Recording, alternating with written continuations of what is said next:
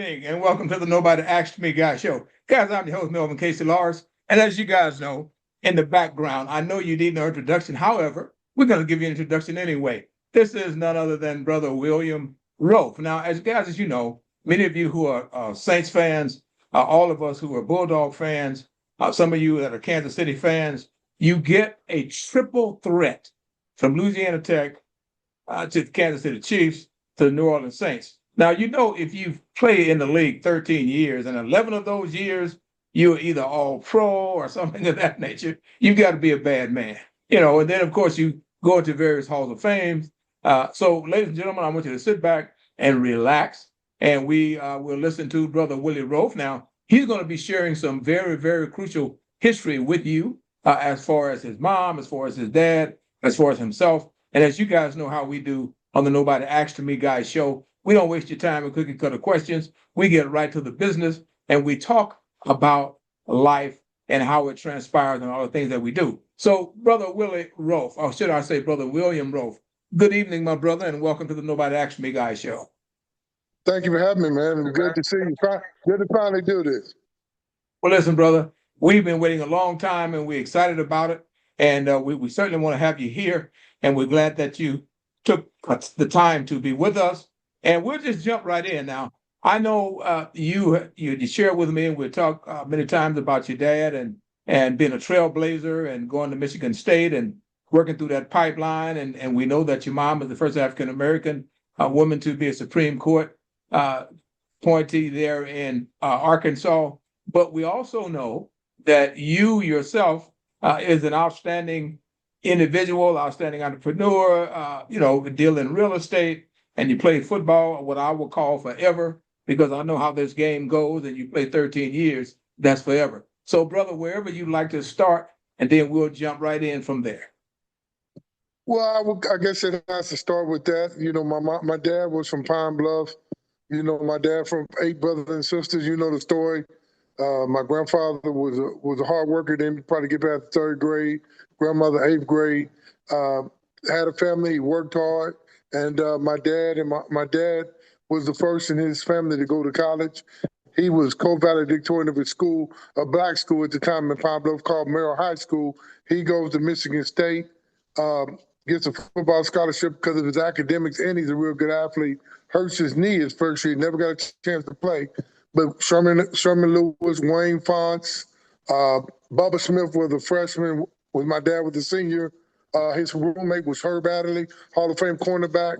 So there's a lot of real good. Ed Buddy was up there, who was in the Chiefs Ring of Honor. So a lot of good football players up there.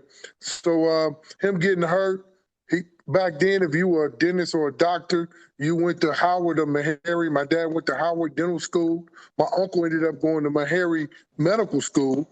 And my dad moved back to Arkansas, met my mom on a blind date through Herb Adderley's girlfriend. She was from Muskegon, Michigan, born in Nashville, brought her back to Arkansas. Then my mom, I'll tell you a story about my mom. She skipped a grade in high school. They both were zoology majors. She went to law school after I was born, totally different in zoology. She was a marine biologist, graduated second in her class from UALR when I was 5.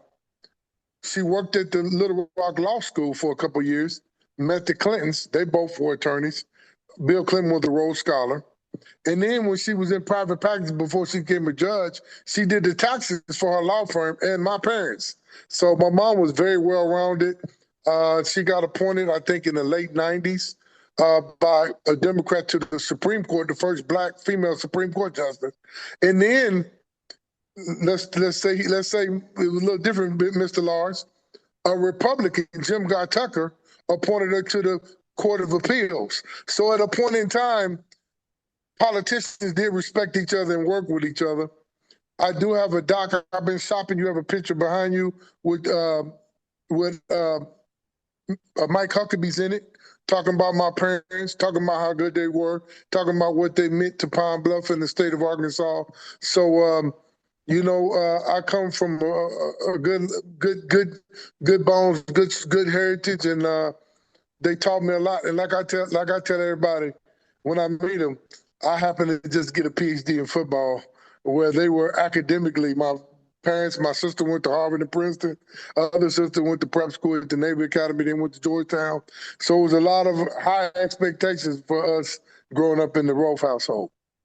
Wow. And you know what, Brother Rolf, allow me to say with that, wow, with that loquacious explanation you just shared with us, it breaks down so many stereotypes. And if anybody that know me, brother, will tell you, I get sick and tired of the narrative that people keep trying to spin and think that we should just be happy if someone throws us a bone, never acknowledging all of the work and the hard work and things that go into life, and never acknowledging our parents, etc. Man, so this is just firing me up even more, and I'm so excited to hear that. And you know, we need to talk more when we get the opportunity, when you have time, and when we can share more. And I'd love for your parents to be on as well. So as you start to transition, you know, I know that you were quite the basketball player, from what I understand, and some thought that you may follow that track, but you decided to play football, and the rest is history.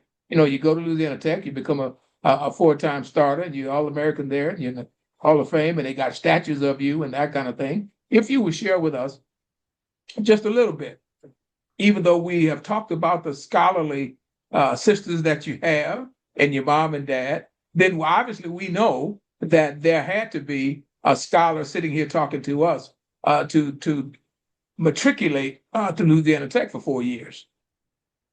Well, 5 years. Me and my brother, what happened was my mama spent more time with my sisters when they were younger.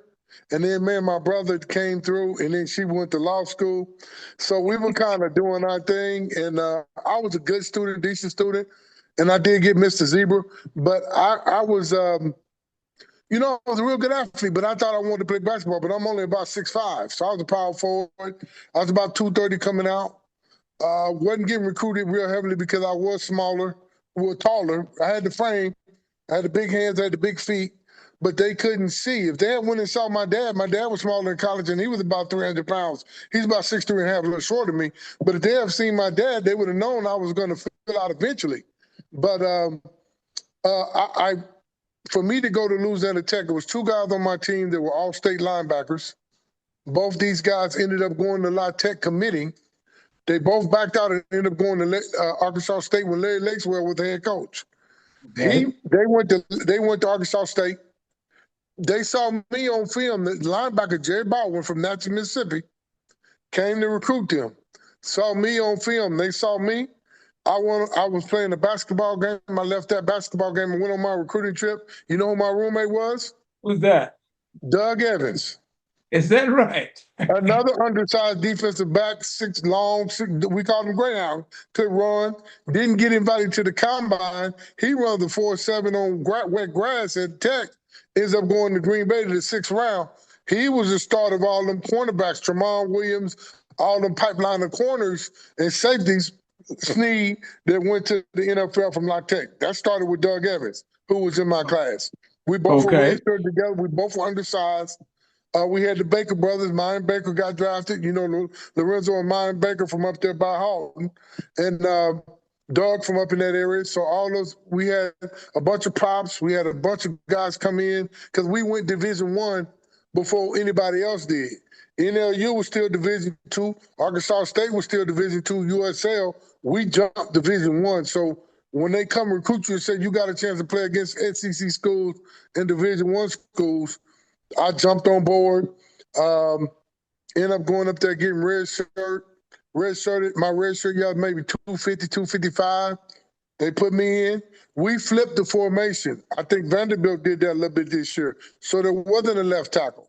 I was a weaker quick tackle. So we went left, the left guard and left tackle flipped the whole game. I did that for 4 years. In 90, we had one of the top offenses in the nation. Jason Davis from Bossier City rushed for 300 yards against USL. We had Antonio Brown's daddy, Eddie Brown. We go 8-3. We had Bobby Slaughter. We had some other guys try. Michael Ray Richardson, the running back, and Jason Davis, both of them. We had a real good offense. We got Eric Shaw. didn't get to play in the bowl game, but he was the #1 linebacker in the country. That's another story, how he ended up coming to La Tech because he got in trouble in Florida. He's from Pensacola. He's going to Florida State, but ended up playing for us, and he ended up making it to the NFL, but he had to go a different route. So we played Maryland and tied them, and, we went 8-1-2 my junior year, and like I said, I thought about coming out, and I stayed my senior year and was running up for the Outland and won played Alabama. Got a lot of recognition and made the 75th anniversary All-American team, which is a great honor, and made the College Football Hall of Fame. But I was a 2-star recruited, Melvin. So for all the listeners understanding, I went from a 2-star recruit, went to La Tech, paid my dues. All these guys are transferring and doing all this stuff now. I talked to a kid that won the Willie ROAF Award in Arkansas. He's going to SMU. I said, man, get in there, work hard. He's a nice young man. I said, put your time in. All that transferring and stuff, if you're good enough, they will find you. It doesn't matter where you are. You got to put the time in. You got to put the effort in. You got to put the time in on that field, in that classroom, in that weight room, and develop. And I had a chance to play early and develop. And I played against 7 SEC schools over that 4-year period. And we played Auburn, barely beat us. We tied South Carolina, and then they beat us by 1. So we were playing some competition, real good schools. The issue was, Melvin, we were going Division I, so to make money, it was 7 on the road, 4 at home every year. So we were 16-0 at home over that 4-year span, and we had to go play a lot on the road to make money for the school. Yeah. Wow. And let me share this, brother Willie. Thumbs and stuff and hearts going very well. Let me give you a little quick nostalgia because you mentioned some names. Coach Baldwin and I are personal friends. I played with him at Mississippi Valley before transferring to Tech, and the Baker brothers, Lorenzo and Myron, were my linebackers when I coached at Houghton High School, and I sent both of them to Tech. So we have, really? yes sir. So we have some personal history here. As a matter of fact, I'm waiting on Lorenzo to give me a call back now. I got a project for him to do. But listen, as you talk about staying put, and I don't want to keep you all night. I know that you're busy. As you talk about staying put, and you talk to these young men about paying their dues and that kind of thing, and you speak about on the side, I don't think they understand that because that was my dilemma at Tech. Only being, I was listed as 6 foot, but I'm really only 5'10". When I transferred in there, and even when I was free agent with the Oilers and the Raiders, everybody kept saying, man, you're just too short. But I'm whipping everybody on the field. But they don't seem to understand that. So as you talk to them about putting the work in and staying put and developing, will you just share with them when you talk to them about development, even though I know it should be self-explanatory, what they should look for as they develop into better athletes within themselves? I'm talking about. It's a lot of growth. It's maturity as far as learning how to play the game, maturity and growth in getting strong in the weight room. Like, for instance, I never was a big squat guy. I never could. I never squatted a lot. But when I went in, I think I power cleaned 260, 270. I went out power cleaning 370 from the floor. Myron outbenched me. I benched 450. I went in 275, maybe benching. Power cleaning 225. Myron outbenched me. He was the strongest bencher on our team at like 455. You can blame me for that. Huh? You can blame me for that. He should try to compete Myron with was me very strong. Yeah. So I mean, all us guys stayed 5 years. All us guys put in the work. All us guys, it was 5 guys that went pro. Baron Rollins from Winsboro went pro. He was really LSU recruit. We got Artie Smith. These guys were Prop 48s back then. So we brought some Prop 48s in too. They were really D1 players, big time D1 players that didn't want to wait and were tripping about the scholarship. So we got a few of those guys. So we all came in, we all worked hard, and we all blossomed and learned about the college experience, and it takes time to develop. You can't jump around and develop that. You got to stay and go through some tough times. You got to have growing pains. Everybody wants to, if something goes bad, they want to run over here and start over. You can't start. Life isn't about starting over. Life is Right. about growing and understanding and developing, and that's some the fundamental. It starts with the grandma, but the fundamental family structure is not the same anymore. And the Mhm. phone and everything that's going on is so fast, and I want it now, now, now, now. Society is really hurting things in the world, in the country, and in this world. And we need to. You have to get back to the basics of teaching the youth and everybody how to grind it out and not try to run away from responsibility and be able to accept it and go through some tough times sometimes. Absolutely. Now, listen, I know you don't have a whole lot of time, so let's transition into the NFL because and obviously people want to talk about the NFL, but sadly, so many young athletes do not really understand that they are college, just like high school, is a totally different animal from well, college is a totally different animal from high school, as you know, and then the NFL is a totally different animal from college. Can you hit that just a little bit for our young audience when it comes to? Go ahead. I'm sorry. It's a lot. Well, the problem is the colleges is turning into semi-pro football, or the guys That's are getting true. paid now. So the That's problem is true. I heard a coach say the other day, college football is supposed to be over the first semester. It's not supposed to be going into the second semester. So now college athletes are really paid athletes, so they are kind of pro athletes. That's the Yeah. problem. And it's Yeah. nothing you can do now because the colleges are making so much money. Everybody knows it. These coaches are making so much money. These playoffs are making the ratings. So it's complicated, Melvin. So a lot of guys. This is the good thing. What this young man told me, he had an NIL deal for $180,000 going in. Going in. Being the Right. top lineman, 6'7", 320 kid from Bauti, Arkansas, real small town. So he's Okay. gonna walk in there getting 180 grand. I said, pay your taxes, put your money away. The problem is these 18s. It was hard for me at 23. Think about an 18-year-old kid that's going to Alabama. All these big schools getting 500,000 through three. LSU, the NIL money is going to be a lot. You don't want to walk out of college in debt because you don't know how to handle the money and pay taxes on the money. So they really need to teach them. They really need people to teach them how to be pros. But the pro football is just a whole nother game. I wanted to get in camp on time. I did get in camp on time. I was supposed to be the backup.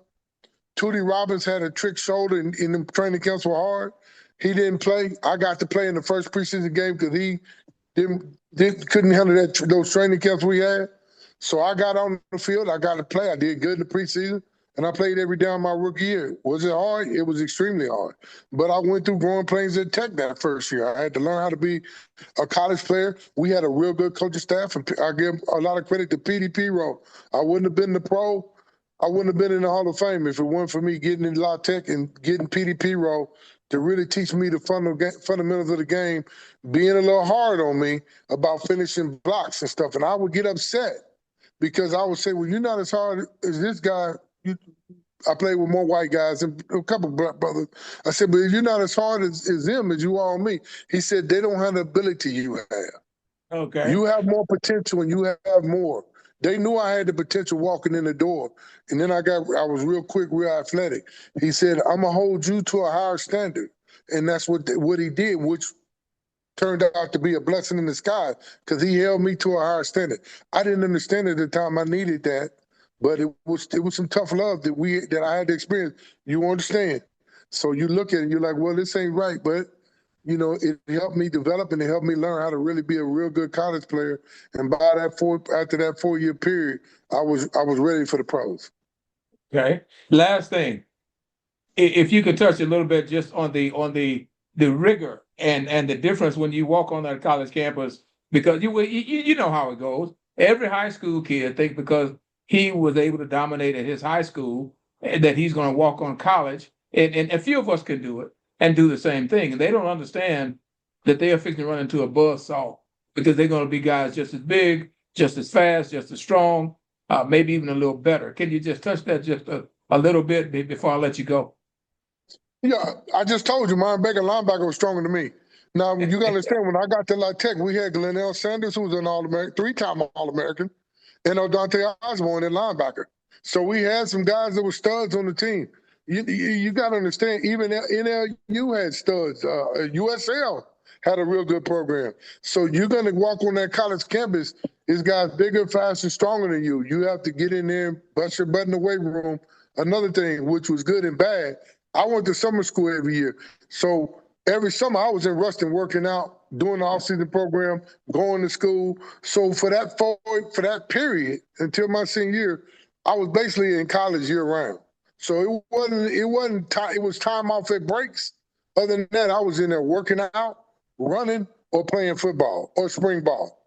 So that's what it took for me to develop. It was consistent. The difference between high school and college, when you get to college, it's a job, especially at these programs with the NIL and stuff. My wife, we know Isaiah Simmons. When he was at Clemson, we saw his schedule when he flew into town and stuff like that. They watch your diet. They watch what you eat. You have meetings. You have study hall. It is, your whole day is structured. Mm-hmm. So they have to understand, when you commit to a college to play college athletics, especially now that they're paying you, there are going to be a lot of expectations out of you, especially with the money nugget part of it too, about you working hard to develop with expectations. Because you're basically on a year-to-year basis. If you don't perform, you ain't going to keep getting that NIL money. NIL money is going to be based, it's a performance-based situation in college like it is in the pros now. Mm-hmm. Wow, that's great. That's great. Well, listen, I want to keep my promise. Not going to keep you all night. Any last words you'd like to share with our young people before we let you go? I just want to share with them, to make sure they put God first in their life. Make sure that you have structured discipline. Put that phone down for a couple hours at night. Put it down. Read more. Learn more. Do other things. Do activities. Do board games with your family.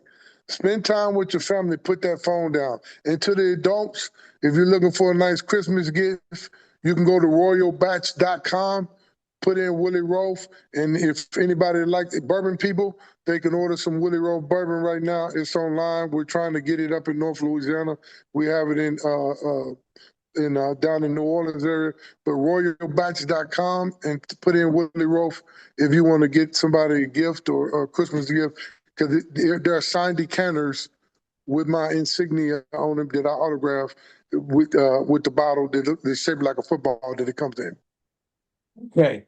My question, having been a free agent with the Oilers and the Raiders, which organization did you enjoy more? Did you enjoy the Saints more, or did you enjoy being with Kansas City more, or did it didn't matter? You trying to get me in trouble, aren't you? No, you know why I ask you that, Willie? You know why I ask you that? Because I tell people all the time, I was always a very physical player, and I enjoyed the Raiders more because, man, you didn't hear all of this foolishness. People talk about you keep a motor running. So if you're one of those guys like I was, where when people say go half speed, my half speed was full speed because that's the only speed I knew. But with the Oilers, it was a little different. People thought you were, being a hothead and stuff like that. So, I just wondered if there was, obviously I know you have a lot of fans and that's good, but no, wasn't trying to put you on the spot. I'm gonna answer. Look, I'm from Arkansas. I went to Louisiana Tech. So going to La Tech, getting off to the good start, especially because they traded Pat Swilling to get me. I was like a hometown guy. So, yeah, I loved it. I love being close to home. Now, that's a blessing and a curse after a while, So you got people over, your homeboys, everybody want to come over. Hurting my knee, getting to Kansas City, getting on that grass, getting with that offensive line, what we were able to do was special. I had the 2000 season. I won the playoff game in New Orleans, the first in the history of the team. That's my only playoff win. So other than that, going to Kansas City, getting on the grass, being the top running attack in NFL history on back-to-back rushing touchdowns over that 4-year period, probably were the best. So it was special. I met my wife in Kansas City. I had some great memories on the field. The Hunt family to this day has been very good. With me coming up there, I get to go sit in there with the owner's suite. I go on the field, I put my jersey on, and I only spent 4 years there. So the respect I get in Kansas City is similar to what I get in New Orleans, and I wasn't there for 4 years. So I had a special career for what the respect I had. Because in New Orleans, it was kind of like I was a guy for a few years. We didn't have a quarterback, we didn't have a good So after that second season, I was the guy on the team. I was going to the Pro Bowl area. I was all pro. So I got a lot of love down there. So it was a good run for me, it's football wise. And I thank God that my parents, they're both gone, by the way, but my dad was able to walk across that stage with me because Condolences, my brother. of what happened to him. And we have to understand that Melvin, that this life is serious.